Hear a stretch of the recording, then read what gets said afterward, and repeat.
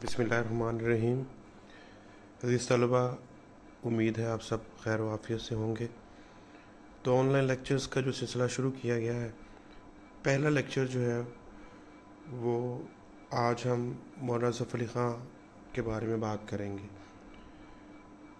اس سے پہلے چند باتیں میں آپ کے گوش گزار کرنا چاہوں گا۔ ایک تو یہ ہے کہ کاغذ پینسل اپنے پاس رکھیں تاکہ اس میں سے کچھ اہم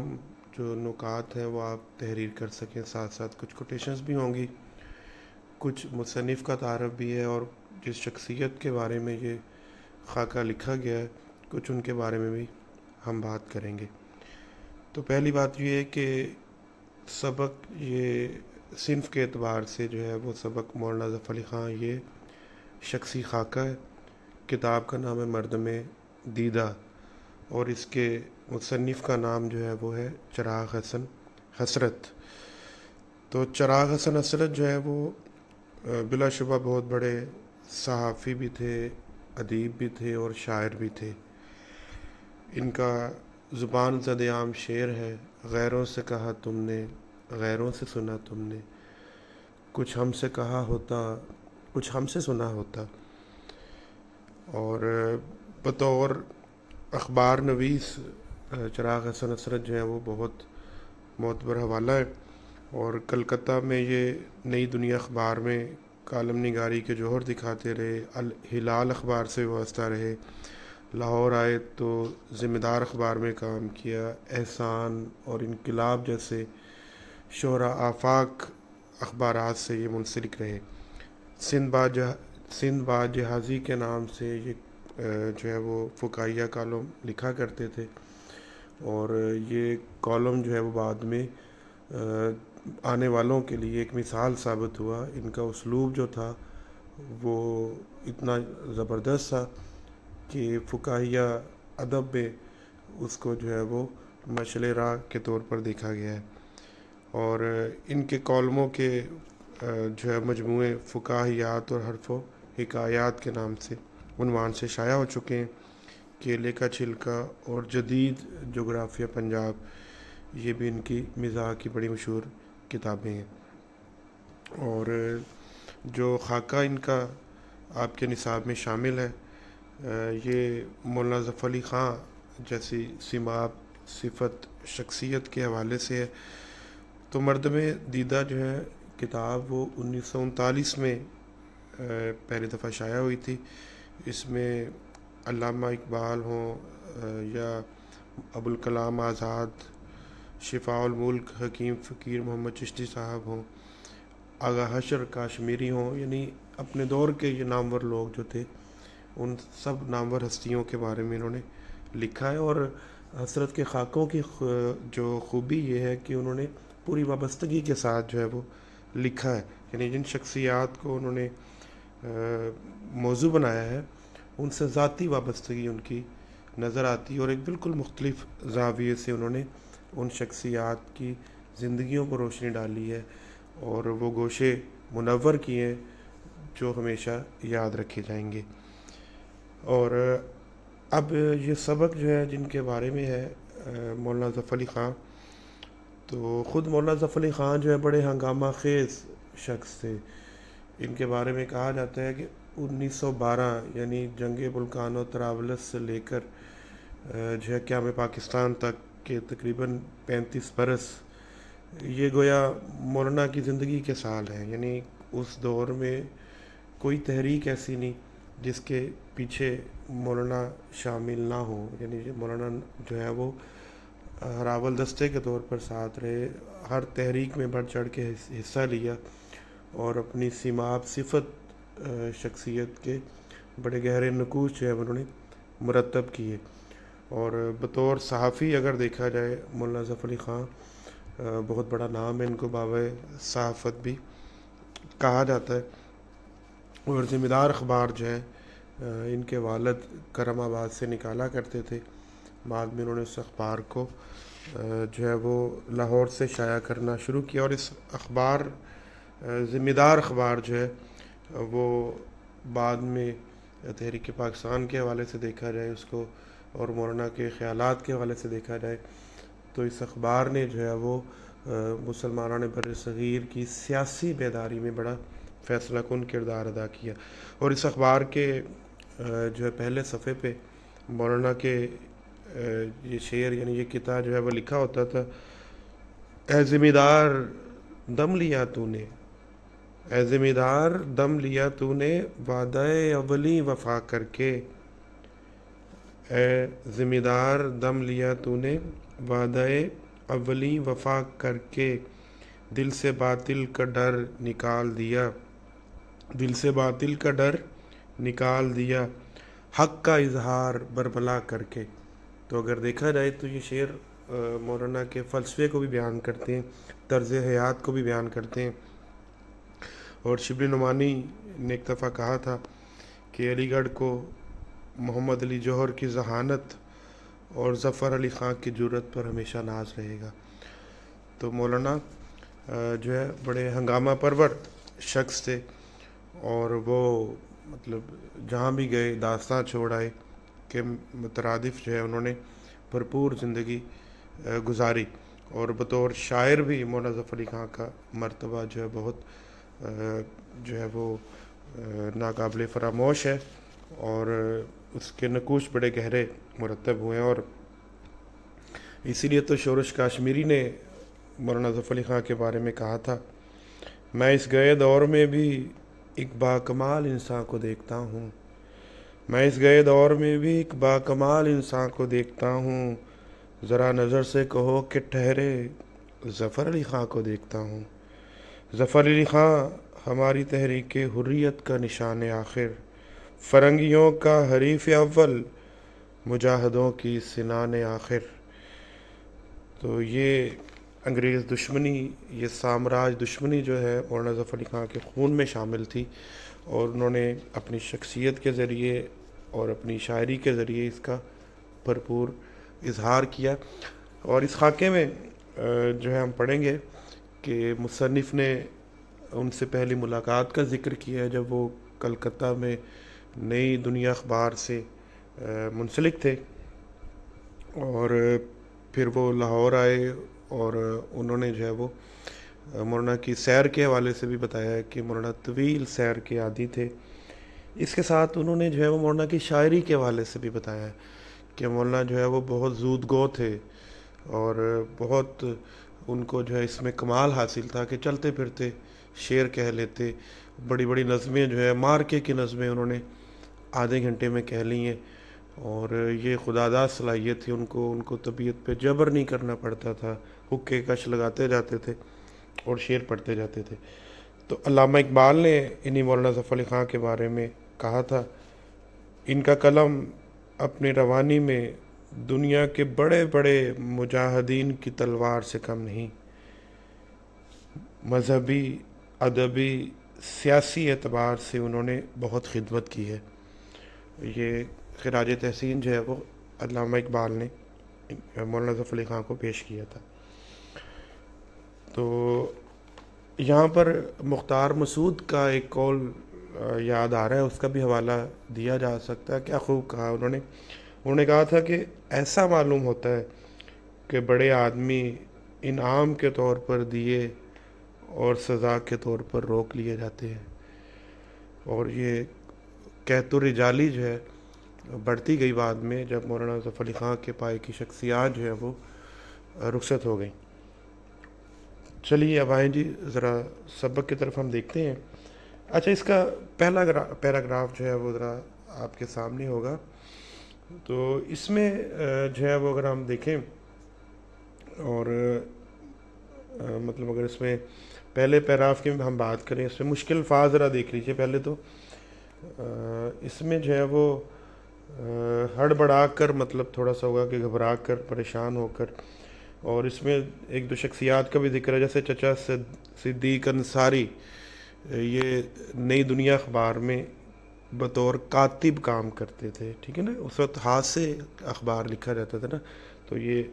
کاتب کی حیثیت سے وہاں پر فرائض سر انجام دیتے. اور جگالی کا مطلب ہوتا ہے چبانا. ٹھیک ہے. اور نیم باز آدھی کھلی ہوئی، یعنی شرارت کے طور پر، شوخی کے طور پر.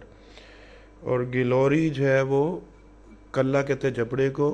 گلوری کہتے ہیں پان کا ٹکڑا۔ اچھا، اس پیراگراف میں نا آپ اگر 5ویں لائن میں دیکھیں، ان دنوں نئی دنیا کا دفتر یہاں سے لے کر رہے نام اللہ کا، یہ پیراگراف ذرا اہم بھی ہے اور اس میں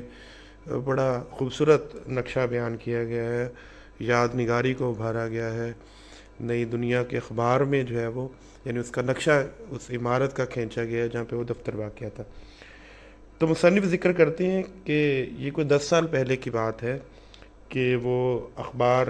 نئی دنیا کے دفتر میں بیٹھے کام کر رہے تھے، اور یہ اخبار جیسے ہم نے پڑھا کہ کلکتہ سے شائع ہوتا تھا، اور وہ کہتے ہیں کہ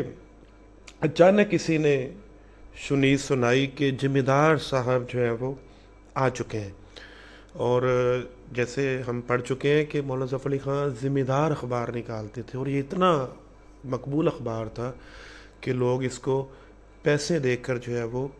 خریدتے تو تھے ہی نا، جو پیسے دے کے ان پڑھ بھی اس کو پڑھوانے کے پیسے دیتے تھے، یعنی سننے کے لیے اخبار کسی کو معاوضہ دیتے تھے کہ پڑھ نہیں سکتے چلے کسی اخبار سن لیا جائے، کیونکہ یہ دلوں کی آواز تھا اخبار، انگریز سامراج کے خلاف جو ہے کھل کر یہ اخبار لکھتا تھا، اور یہی وجہ ہے کہ مولانا کو قید و بند کی اذیتوں کا سامنا کرنا پڑا۔ اور اگر مولانا کی زندگی کو دیکھا جائے نا تو صحافت، خطابت جو ہے وہ اس میں نظر آتی ہے، اور استعماریت کو انہوں نے، مغربی نظام کو انہوں نے بھرپور طریقے سے للکارا ہے۔ تو یہ اخبار کیونکہ بند ہو جاتا تھا، مولانا یا ریل میں ہوتے تھے یا جیل میں ہوتے تھے، اور اکثر یہ اخبار بند بھی ہو جاتا تھا، تو یہ اخبار ان کے نام کا حصہ بن گیا تھا۔ تو ان کو کہتے تھے جی مولانا کا نام نہیں لیتے تھے لوگ، اکثر کہتے تھے جی ذمہ دار صاحب آئے ہیں، اور اب یہ کہنے والا جو ہے وہ کوئی بنگالی تھا، کوئی ہندو تھا، کیونکہ جو ہے وہ عربی میں تو زے بھی ہوتا ہے، ہم ذمہ دار پڑھتے ہیں جیسے، لیکن ہندی زبان میں جو ہے وہ بنگالی زبان میں جیم بولتے ہیں، اور غیر نہیں بولتے، وہ گا بولتے ہیں، جیسے غالب کو بنگالی لوگ غالب کہیں گے، اور اسی طرح جو ہے وہ جیسے آپ جانتے ہیں کہ جیم وہ ادا کرتے ہیں زے کی جگہ، اور یہ بھی آپ کے علم میں ہے کہ وہ خے نہیں بولتے، کھے بولتے ہیں، خالی کو خالی بولتے ہیں، ٹھیک ہے۔ تو یہ ان کے ایکسنٹ کا ایک حصہ ہے، ادائیگی کا ایک انداز ہے۔ بہرحال شیکسپیئر نے کہا تھا نا کہ گلاب کو جس نام سے پکارو وہ گلاب ہی رہتا ہے، اور اسی طرح جو ہے وہ مولانا کو جس نام سے بھی پکارا جاتا ہے، بہرحال ان کی عظمت جو ہے وہ اس سے ظاہر ہوتی تھی۔ ان دنوں جو ہے وہ اخبار نویسی جو تھی وہ ظاہر ہے ایک والنٹری جذبے کا نام تھا، رضاکارانہ جذبے کا نام تھا، معاوضہ بہت کم ہوتا تھا، صحافی جو ہوتے تھے وہ گویا مطلب آخرت سنوارنے کے لیے ایک مشنری جذبے کے تحت وہ کام کیا کرتے تھے، اور جیسے مصنف لکھتے ہیں کہ میں دھوتی باندھ کے بیٹھا ہوا تھا، کہتے ہیں نا کہ حال بد گفتری نہیں میرا، تم نے پوچھا تو مہربانی کی، وہ کہتے ہیں بال پریشان تھے، داڑھی بڑی ہوئی تھی، تو میں گھبرایا کہ یہ ذمہ دار صاحب یہ کون ہے۔ تو کہتے ہیں کہ شائق احمد عثمانی یہ عصر جدید پریس کے مالک تھے، یہ ان کا آگے ذکر بھی آئے گا، کہتے ہیں کہ انہوں نے بتایا کہ بھائی یہ مولانا ظفر علی خان کے بارے میں بتا رہا ہے، تو کہتے ہیں چچا صدیق انصاری جو ہیں وہ پان چبا رہے تھے گدے پر بیٹھے ہوئے، گدیلا جو تھا، گدی کو کہتے ہیں نا، نرم سی، کیونکہ وہ مسلسل لکھنے والا کام ہوتا تھا۔ اچھا، اس کے بعد جو ہے انہوں نے شرارت سے ایک اور پان کا ٹکڑا اپنے منہ میں رکھ لیا۔ آگے مصنف جو ہے وہ نقشہ کھینچتے ہیں، اور کیا خوب یادوں کے نقش ابھارے، وہ شعر بھی ہے نا کہ نقش یادوں کے تیری گر نہ ابھارے جاتے، نقش یادوں کے تیری گر نہ ابھارے جاتے، جانے کس سمت یہ جذبات کے دھارے جاتے، وہ تھا دریا میرے آغوش سے ہو کر نکلا، وہ تھا دریا میرے آغوش سے ہو کر نکلا، میں کنارہ تھا نہیں ساتھ کنارے جاتے۔ بہرحال وہ ذکر کرتے ہیں کہ ان دنوں نئی دنیا کا دفتر جو ہے وہ چونا گلی میں واقع ہوا کرتا تھا۔ کہتے ہیں جی کہ سڑک کے کنارے ایک چھوٹا سا مکان تھا، باہر ایک طرف عصر جدید پریس جو ہے وہ لگا ہوا تھا، اور ایک طرف حکیم غلام مصطفیٰ خان نے اپنا دواخانہ قائم کر رکھا تھا۔ اچھا، آگے کہتے ہیں کہ دروازے سے اندر گھسو تو داہنی طرف نئی دنیا آباد تھی، اور بائیں طرف شائق احمد عثمانی نے پرانی دنیا آباد کر رکھی تھی، بسا رکھی تھی۔ دیکھیں چراغ حسن عصرت جو ہے نا، وہ ان کی حصے مزاح بڑی زبردست تھی، بڑے لوگ تھے، اور معمولی جو لفظ ہوتے ہیں روزمرہ کے، ان سے وہ مزاح نکھارتے ہیں اور لفظوں سے کھیلنے کا ہنر جانتے ہیں، اور یہاں پر انہوں نے نئی اور پرانی دنیا سے ذرا مزاح پیدا کیا ہے۔ دیکھیں نئی دنیا امریکہ کو کہتے ہیں، ٹھیک ہے، اور آپ کو پتہ ہے کہ 1492 میں کولمبس نے امریکہ دریافت کیا تھا، اور یہی وہ سال ہے جب اسپین میں سقوط جو ہے برپا ہوا اور مسلمانوں کو وہاں سے ہمیشہ کے لیے نکال دیا گیا۔ سقوط غرناطہ بھی، سقوط جو ہے اندلس بھی 1492 کا ہی واقعہ ہے۔ بارہ تو اب کولمبس جب نکلا تھا سفر پہ، ظاہر ہے بحری بیڑے اس کے ساتھ تھے، اور وہ کشتی وغیرہ اس کا ذکر کیا مصنف نے۔ اچھا، اب اس پہ مزاح کا پہلو یہ ہے کہ مصنف خود کولمبس کے قلمی نام سے نئی دنیا میں لکھا کرتے تھے، ٹھیک ہے، اور اس کے ساتھ ساتھ جو ہے وہ کوچہ گرد ہے کہ عنوان سے کلکتے کی باتیں، کوچہ گرد قلمی نام تھا، کلکتے کی باتیں لکھا کرتے تھے۔ مقالہ افتتاحیہ سے مراد ہے ایڈیٹوریل، ادارتی صفحہ جو اخبار کی پالیسی کو واضح کرتا ہے، اور جو رازدار ہوتے ہیں وہ ایڈیٹوریل پڑھ کے ہی اندازہ کر لیتے ہیں کہ اس کا جھکاؤ کس طرف ہے اس اخبار کا۔ بڑا سنجیدہ اور خوش قسم کا یہ اخبار کا حصہ ہوتا ہے، اور دیکھیں نا دونوں پہلو اس میں، کہ وہ بڑا سنجیدہ جو حصہ ہوتا ہے اخبار کا، مقالہ افتتاحیہ ایڈیٹوریل پیج، وہ بھی لکھتے تھے، اور اس کے ساتھ ساتھ وہ مختلف جیسے جو ہے وہ سندھ باز جہازی کے قلمی نام سے، کولمبس کے قلمی نام سے، کوچہ گرد کے قلمی نام سے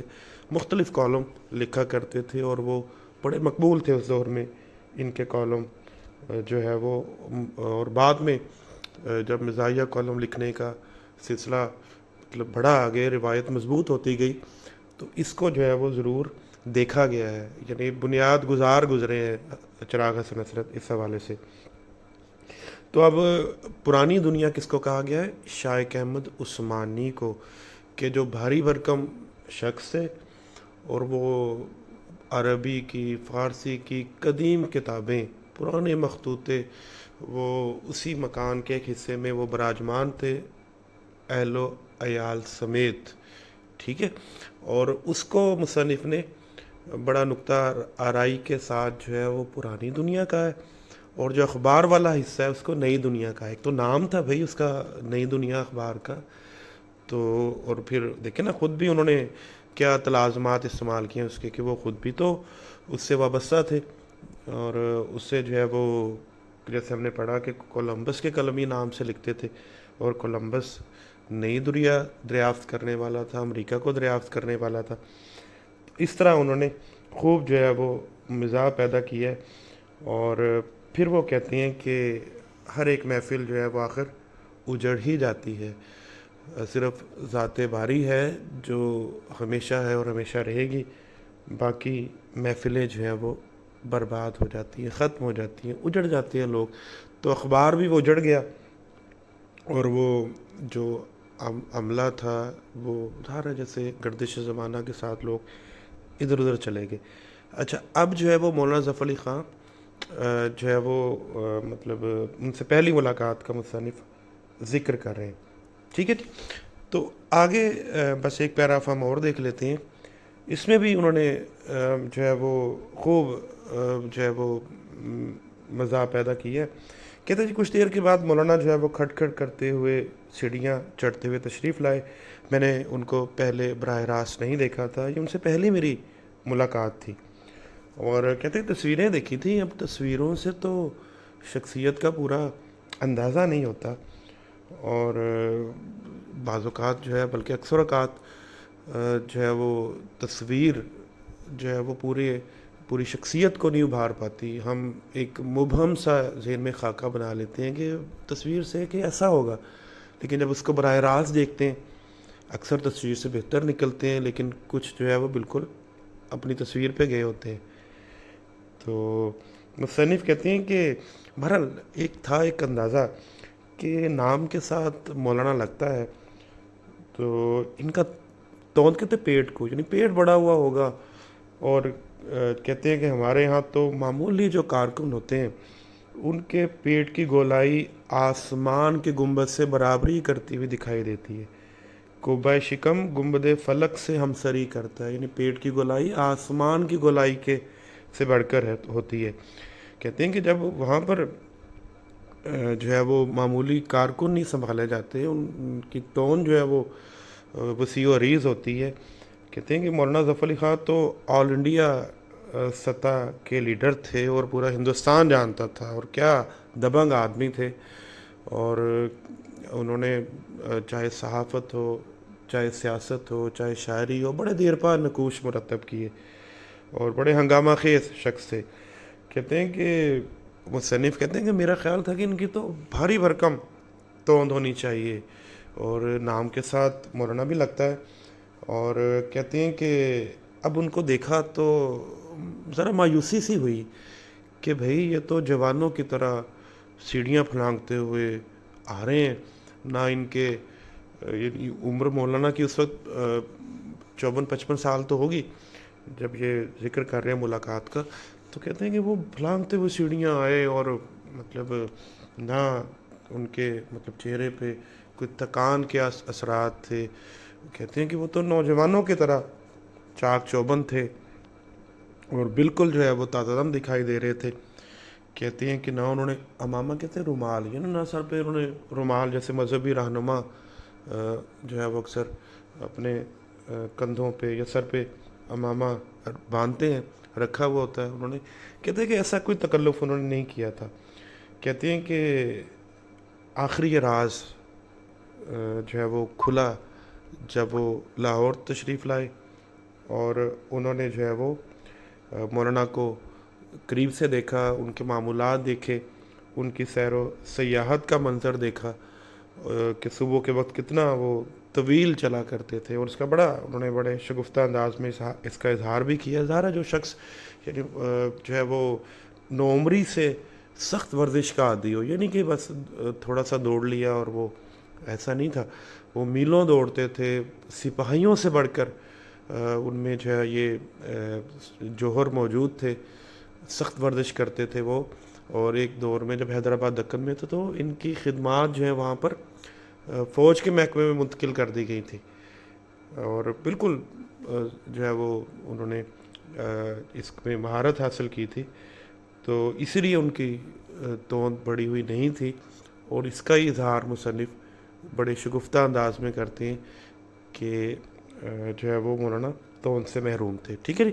تو یہ تھوڑا سا ہم نے پڑھا، اس میں ہم نے تعارف بھی دونوں شخصیات کا دیکھا، مصنف کا بھی تعارف ہم نے پڑھا اور مولانا ظفر علی خان کا تعارف بھی پڑھا. کچھ ہم نے پڑھا کلکتہ کی باتیں ہم نے کی، چونا گلی کا ذکر آیا، اور اس مکان کا نقشہ آیا، اور پھر پہلی ملاقات کا ذکر آیا.